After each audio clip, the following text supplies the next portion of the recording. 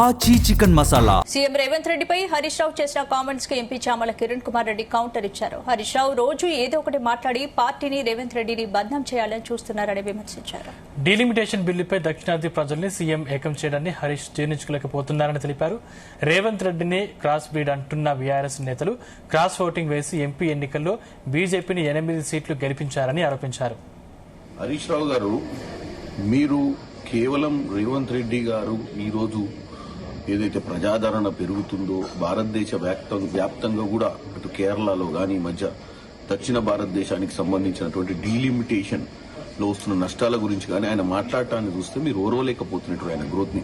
ఎందుకంటే ఎప్పటికీ మేమే అధికారంలో ఉంటాము, మా మామ తర్వాత నేను ముఖ్యమంత్రి అవుతా, లేకపోతే మా కుటుంబ సభ్యులు అవుతారు, ఎప్పటి మేము అధికారం ఉంటామన్న ఆలోచన నుంచి బయటికి రావడం మీకు బాధేస్తున్నట్టుంది.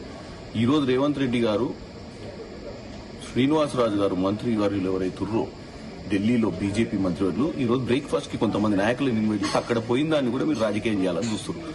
గతంలో మీరు ఎప్పుడు కూడా వేరే పార్టీ నాయకుల ఇంటికి గాని కార్యక్రమాలకు గాని వెళ్ళలేదా? ఎందుకు ఏదో మాట్లాడాలని మాట్లాడటం తప్పు హరీష్ రావు గారు.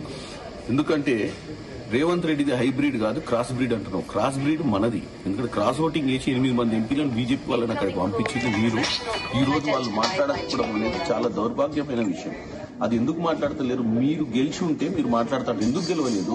అవయదానం చేసి ఎందుకు 8 మందిని గెలిపించారు? కేవలం కాంగ్రెస్ పార్టీని ఓడగొట్టాలనే కదా.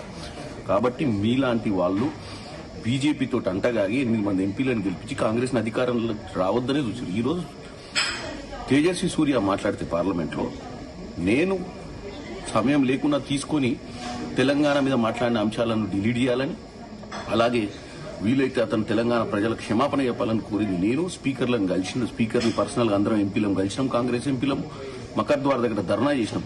మీ ఎంపీలు 3 రాజ్యసభలు ఏదో చేసిరని గొప్ప చెప్పుకోవడం కాదు. ఈ రోజు మీరు మాట్లాడే ముందు, బీజేపీ వాళ్ళ గురించి మాట్లాడే ముందు మీరేందనేది అర్థం చేసుకోండి. ఏదో నినాదం గురించి చెప్తున్నావు, రేవంత్ రెడ్డి రావాలి, తర్వాత రేవంత్ రెడ్డి పోవాలి, కేసీఆర్ రావాలని అనేది. రేవంత్ రెడ్డి రావాలి, మళ్లీ కేసీఆర్ ఉండాలి ఫామ్ హౌస్ లో, అట్లాగే అనేది ఒక నినాదం నడుస్తుంది. మీరు దయచేసి తెలంగాణ ప్రజలను తప్పుదో పట్టేయకండి.